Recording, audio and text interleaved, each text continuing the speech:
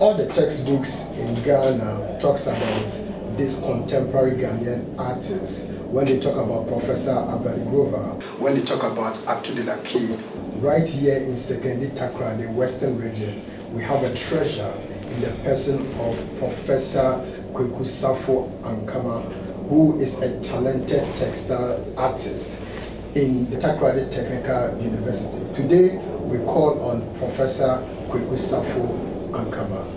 Good morning once again, Prof. Good morning.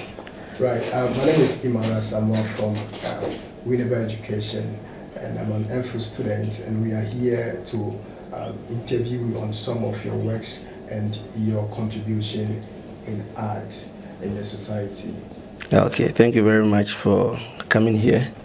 I think I'm privileged to have you as an MPhil student, and it's good that sometimes we share what we have also done within the space of textiles education, from where we started and where we have gotten to, at least to also be a platform and an avenue for up and coming textile students to also pick some few highlights within what we have done. So once again, I'm grateful for coming. Thank you. Prof, can you tell us about yourself briefly? Wow, I think this is a $1 million question. If you are young, when you hear a question like that, then it means you are going to say myself. That's what I remember. For now, when you're asked to talk about yourself, I think it becomes a very big task, because you even wonder where to start from and where to end. But I will try to attempt and make justice to what you have asked me. I think when you talk about Safo-Ankama, the Prof is a title. My name is Safo-Ankama Kweku. It's been a long journey. We started from Winneba, the then Specialist Training College. I think that's where I started my basic education, from the primary school to my SHS, then to where I've gotten to. So I started my basic education from Winneba Specialist Demonstration, now UW Practice School. Then from there, I moved on. 1994, I went to Mfantsipim. I studied visual arts. In 97, I was out of Mfantsipim. I did graphic design, I did ceramics, general knowledge, and some bit of textiles. Then I went to KNUST. That was 98. So from 98, 99, I think I was done by the year 2001, 2002. I was out of my first degree. I studied BA Textiles. From there, I went for my national service at Opportunity Media Secondary School, where I taught textiles. I taught a bit of graphics and ceramics. In 2004, I went back to KNUST for my master's degree. By 2006, I was done. I used 2 years to read a master's degree in art education. From there, I think I went to G.T.M.C for a year. Yeah, I worked there for a year, G.T.M.C. Then I came to Takoradi. I did some secondary school teaching, SDA secondary at Swedro. I also taught textiles. I taught graphics and GK as usual. That is a common course for almost everybody. So teaching has been something that we've been doing along the line till now. From there, then in 2010, I went for my PhD in art and culture from UW. I worked on costume. That was my area. I specialized in costume. So I studied the costume along the coast from Senya Breku through to Winneba. I had 4 study points from Senya Breku, Winneba. I did Salpon, and I did Cape Coast. So these were my study area that I did. It was very comprehensive. And from there, I think I got bored with teaching, so I wanted to do a short course. So I went in for another master's degree, that is M.Tech in Textiles and Fashion. That was 2017, yeah. It was just about a year and a half, 2. So I was done with that too. And basically, I've been in tertiary education for some time. I think I started 2007, yeah, 2006, 2007 till now, which is about almost 15 years, or less than that, yeah. And I think we were publishing, exhibiting. As an artist, you need to work, studio work, you need to combine it with your publishing. You know, for tertiary education, if you don't publish, you'll still be at one place. So I think the brilliance and the edge to move on in life, I think the drive has been very strong for me. At every level I get to, I don't stay. I don't want to be stagnant. That is a philosophy I work in life. So I need to move on at every point in time. So we kept on publishing along the line. Became a senior lecturer. Then we didn't stop there. We still had to publish and move on, because I told you I don't like staying at one place. That is a philosophy. So whatever I do, I still need to move. I don't want to stay at one place. So in 2019, I had my professorship in 2019. So we've been in the field of textiles for some time. We've had some bit of industrial experience from G.T.M.C. We've had bits of exposure from GTP, and we've had a lot from practicing. I was once into cottage batik making for some time. I had a small cottage industry at Winneba where I was practicing and producing for small-scale market women to pick up and sell, which was good, because if you are into academia, you also need to practice. Then you get to understand the dynamics of what you are teaching. If you just stay in the classroom and just teaching and reading old books, what good are you doing to yourself? Yes, you need the industrial experience yourself as a teacher and as a lecturer. So it's been working alongside. We've been participating in conferences. We've been traveling. We've been going out for conferences, both local, international. We've been also participating in some exhibitions on campus and other places. So it's been a journey. It looks short, but it's quite long. It's not easy. It needs a lot of effort. It needs a lot of commitment. It needs a lot of drive to move you to a level like this. And for me, I keep on saying, you just don't need to stay at one place. There should be something. I call it that little demon that should move you. It's called ambition. It's a small demon that should push you. If it doesn't push you, you get relaxed at whichever level you get to.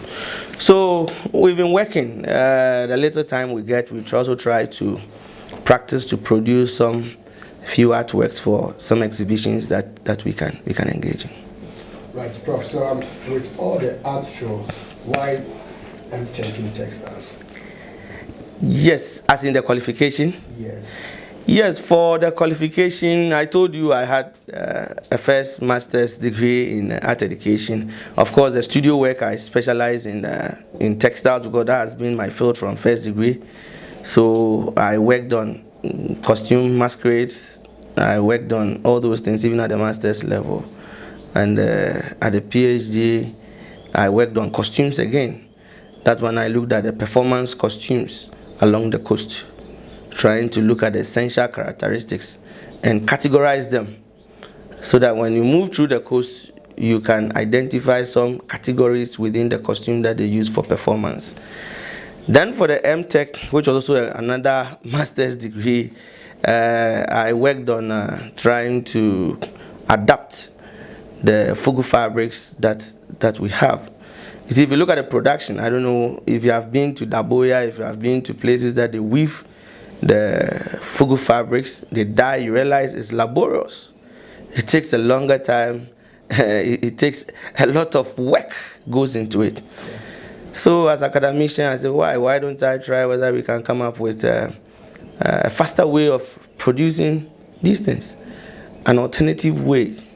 Of course, you still have to bear in mind that the basic characteristics and the visual features of that cloth should be maintained so that people can identify with it. So it's a production process that I try to work around it. So I just adapted. I used the computer to pick the designs, then transformed it into hand screen printing.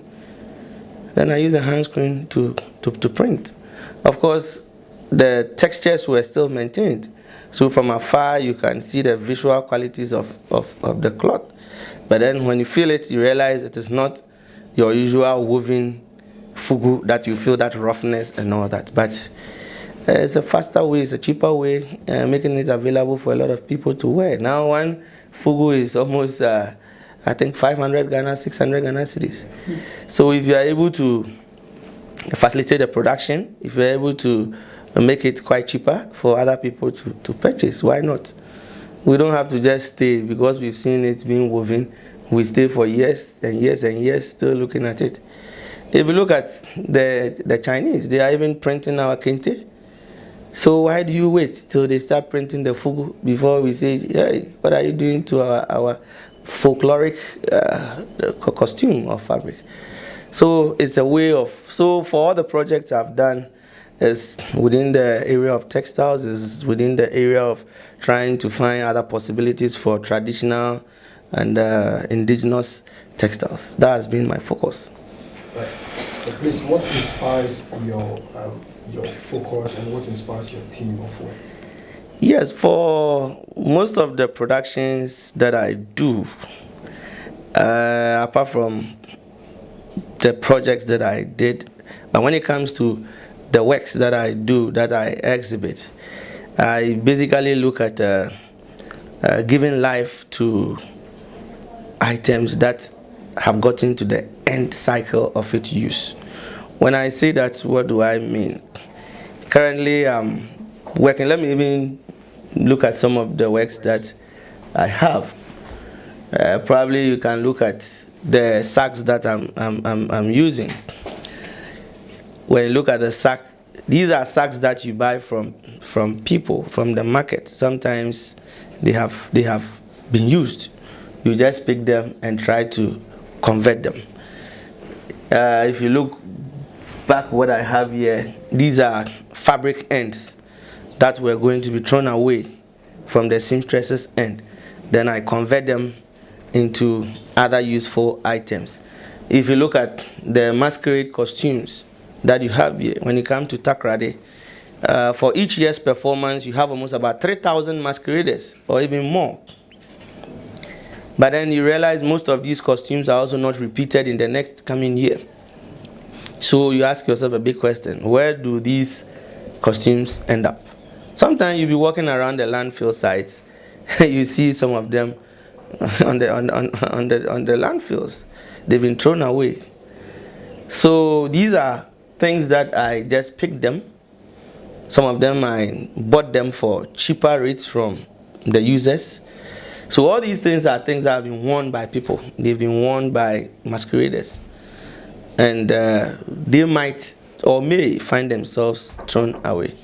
So we try to convert them into useful items. I have a lot of them. I have one other work which is also on the globe. I think it's here, but I'll give you the pictures before you leave. So I cut all these things and I try to bring them, give them new life. I have a lot of works that I've done that. I give new life to some of the works that I have. Right. So, Prof, we want to talk about the work right behind you. All right, that is your interest. Maybe I can. This is my interest now. All right. So maybe we need to. What is the concept behind this work? Yes, the theme for this work is called, I named it Jimmy. Yes, Jimmy. Literally means rescue me, save me. whatever mean that you want to add to it. So, what is the concept behind it? I was trying to look at the current state of the textile industry. So you realize when you look at the work, you have some mirror work. These are mirrors that I cut them myself. Then I have some other, I'll call it applique designs on them. They are basically fabrics that I wrap them around straw boards. Then I paste them on the foundation fabric. What does it mean? The mirrors in there are a reflection of what the textile industry looks like. It is communicating to us. It's communicating to government. It's communicating to everybody. That some years back, we had a very vibrant textile industry, producing for Ghana, producing for the world. But what do we see now?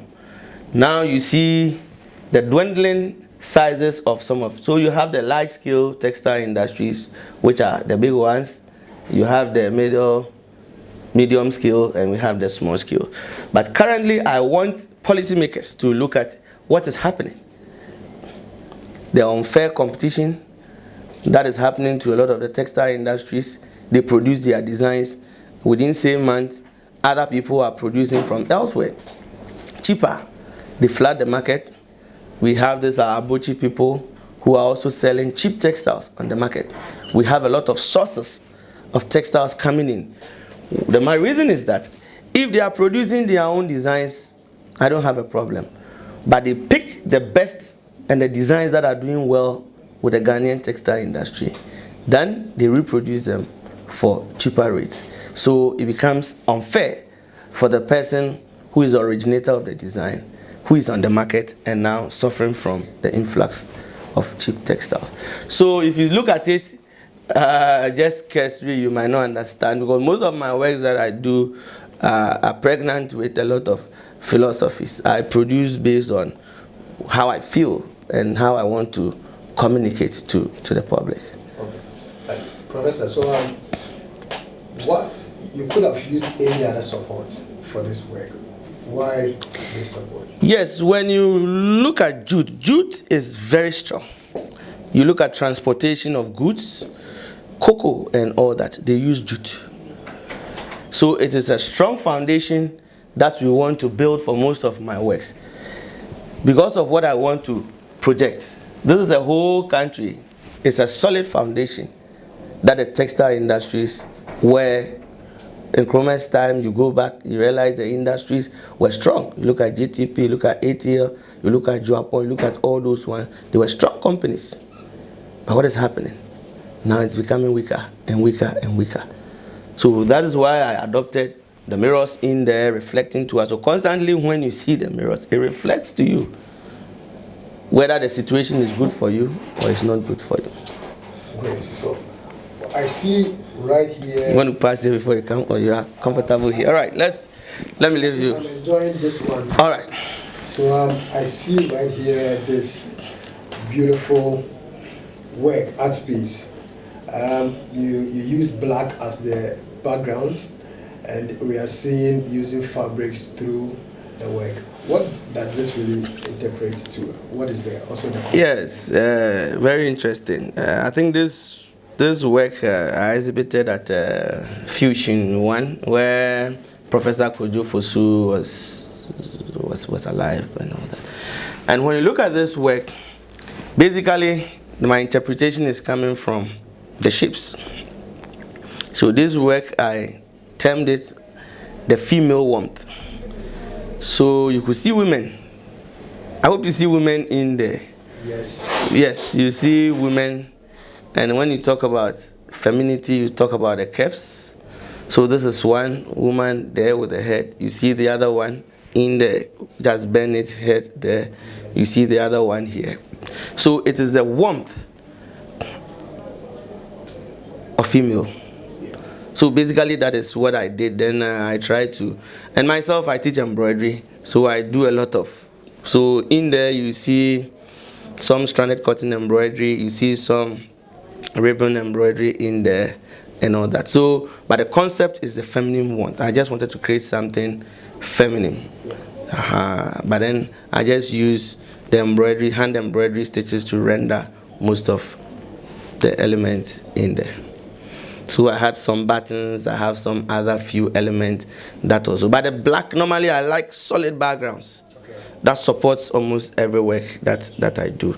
So with these black works, I have a lot. But I think because of space. So very nice work we have here. And we are going back to the masquerade. This particular one. Yes. I see here. Takrade from a Ghana course. Right. So you said every year there's this carnival. Yeah. And people saw this kind of dresses and attire. So we want to know, with this particular work, did you do it to relate to the people in the Sekeni Takrade, and what is the motive behind this particular work also? Yes, thank you. I think this whole concept, when you see it, it's very therapeutic. When people enter my office, the moment they get here, they say, hey, uncles, hey, uncles, hey, especially people who know the culture. It's a whole masquerade culture in Takrade. And we all came to meet it. And my interest is about the costumes. Of course, I'm also a specialist in costume. So the costume itself is art, even without converting the costume into any other thing. When I see the costume, there's a lot. I teach fabric decoration. When I see the costume, I see pleating in there, I see gathering in there, I see play design in there, I see applique in there. There's a whole concept. So this can even be a whole teaching process. But I use it because I have a passion for sustainability. So when I see some of these costumes going waste, I feel like just getting them and converting them into useful items. So just imagine this thing that I've done. It's a whole new thing that is serving as a wall hang. And if I put it in my room, this can be there till probably the time I will die and go. But if not this thing could have ended up in the dustbin somewhere. That would be the end of the life of that costume. But I've given it a new life. Right? I've given it a new life, and it's going to stay again till whichever time whoever picks it or myself, I'm out of this world. So it's also quite therapeutic looking at the colors. Sometimes when people come here, I look at them, you see that they go, your mind will play on you trying to pick and see whether it's a pattern. You can use your eye to follow a pattern from the top to the down. It doesn't work like that. It's quite therapeutic, and when you look at it, you don't get tired. Yeah. It's like a maze. You try to look at a pattern.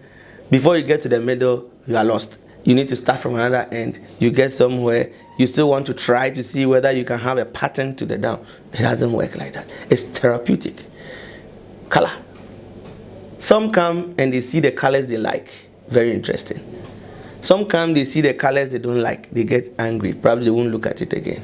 But that is not me. I just want you to enjoy it. That is why it faces straight to my visitors. They come and they are engaged and they look at it.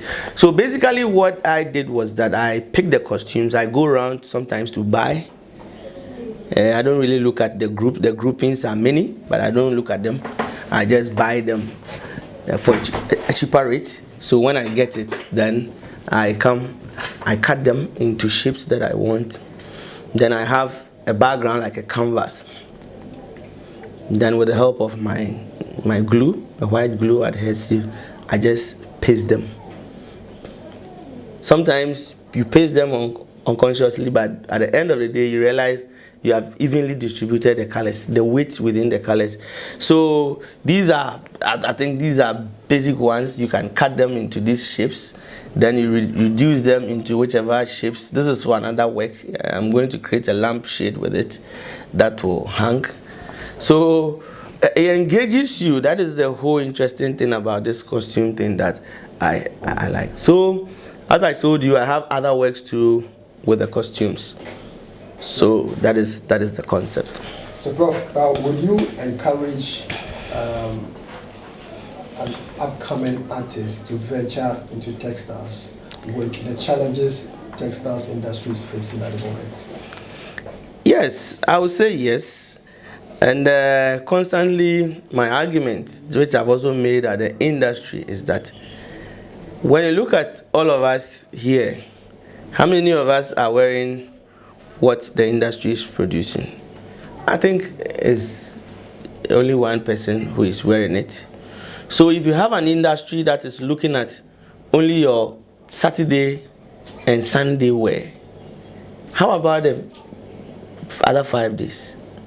Who should take care of it? So if the industry is proactive enough and they start producing knitted items, they start producing towels, they start producing other things, then the need for them will be there. But if you are looking at just the 2 day, if not for President Kufo, who introduced a Friday wear, yeah, where now you see people wearing Fridays, and apart from that, most of these mommy cloth will be worn on Sundays and Saturdays by our women, our mothers, and even some of us, our parents, who wear it as cloth. So you have an industry that is taking care of only 2 days of the clothing needs of its people. How do you survive? And now if you look at the population, we have a lot of youth within the population. They are looking for knitted items to wear. They are wearing knitted t-shirts. They are wearing a lot of other things that are still textiles. So I think the focus of the industry should also change, so that they can meet almost, if you are even meeting 5 days of the needs of the people, you will survive. So for me, if you want to branch into textiles, I will encourage, because there are other branches apart from, they have textile merchandising. There are people who don't even produce. They don't even have idea about production, but they sell. There are people who sell the textiles that we produce. They are there. They are designers. The industry is there, but there are other ancillary workers around the textile industry. So for me, I will still encourage people to go, but it is the area you want to go into. Sure. That would be of concern. Because fabric decoration is doing very well. It's not basically the industry. The industry may be going down, but there are other areas. There are people who are even selling fabrics who don't have knowledge in textiles. Yes, and they are doing very well. Prof, in the second cycle institution, textiles as a course is gradually rolling off from the institution. Textiles is not that much taught as a course of study in the secondary school. What do you say about this one? Yes, I think this phenomenon started some years back, where there was this 2D, 3D concept that came up, where most of the art forms or the areas were categorized in 2D, 3D, where textiles and graphics were within the same environment and all that. So we had a clash with textiles. So a lot more students, a lot more institutions moved away gradually from textiles. And you know, textile is also quite expensive. So a lot more students will prefer to just buy paper and poster color and paint than going to buy yarns, than the institution going to buy looms to come and mount a whole loom and get a technician to be there and all that. So I think it's multifaceted that we need to look at. Probably GATA and ATAG and all that will have to come in and look at how these things. You know, there are a lot of headmasters who don't want to also spend so much money on course areas that are expensive.